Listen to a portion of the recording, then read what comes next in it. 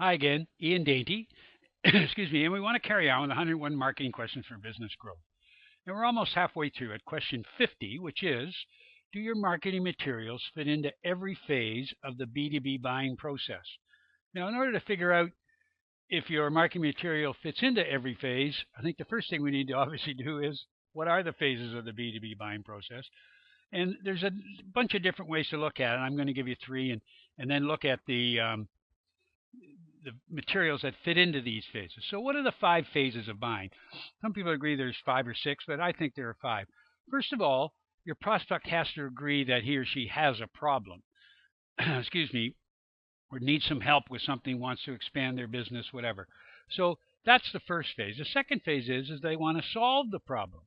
Now, a lot of people agree they have a problem, but they don't necessarily want to solve it. So this is a very important phase that you have to remember. And there is a way to help them want to solve the problem, and that's to agitate the problem that you see they might have based on the problems that many people in their industry or your own clients have had in the past. So that's a way to make them want to solve the problem. Third phase is that they seek out solutions. So again, they want to. They first of all they have to agree they have a problem. That's probably the biggest phase. And then the biggest one is they want to solve the problem, and then they're going to seek out solutions, obviously. And when they do seek out solutions, remember 80% of B2B clients, prospects, find you before you find them. So that's what you want to do. You want to find a way to have them find you. And then they decide to buy from you. Okay, they've sought out solutions, they've evaluated solutions. That could be a phase, evaluation, which is what seeking out, decide to buy from you. And then there's a renewal phase where hopefully you have other products and services you can sell them, or they're going to go elsewhere.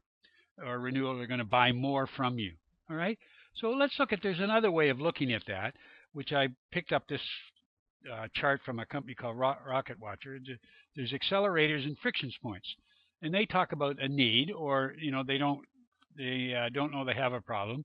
Then there is a need where they have decided they do have a problem and they want to solve it. And then they go to the evaluation stage. They buy it, they enjoy the product, and then they renew. So they're looking at it a different way, but it's nice to look at things in a different way. I like the accelerators in here and the friction points. So it's important to have a look at all of these, and you may want to stop the video and read those through. Uh, in the meantime, though, I just want to move forward with it. So let's look at what marketing materials you need for each phase. Now, I've taken this from a company called HubSpot, and I think if you have a chance, you should look at HubSpot and possibly use their software. I'm not a reseller of HubSpot or anything, but I have used their software in the past, and I think it's very, very good. But anyway, this is a really good chart. The awareness stage is, do I have a problem? Do I want to solve it?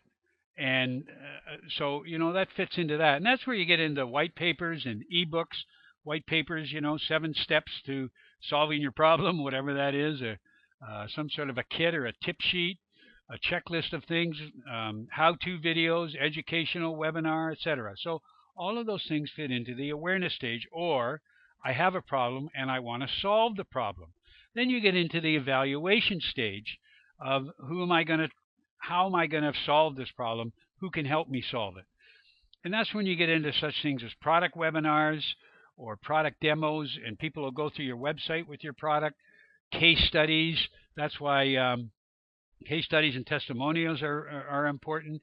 You may give them a sample. You may give them a demo video or some data sheets, some facts and figures on your particular products. An FAQ is good, frequently asked questions. And I also like the thing of SOQ, which is SAQ rather, which is should ask questions if you get a list of them. So these are the things in the evaluation stage that people want to know. And also in the purchase stage, some of these obviously aren't necessarily totally in one phase. As an example, a data sheet may go into the awareness stage, or a demo video may go into the awareness stage. Just to make them understand what it is. You've got an educational webinar, an educational video, a how-to video. So there's a little bit of overlap in each one, but the evaluation stage. So you can see you've got the first 4 or 5 phases here, depending on what you look at, are all marketing. They're all marketing.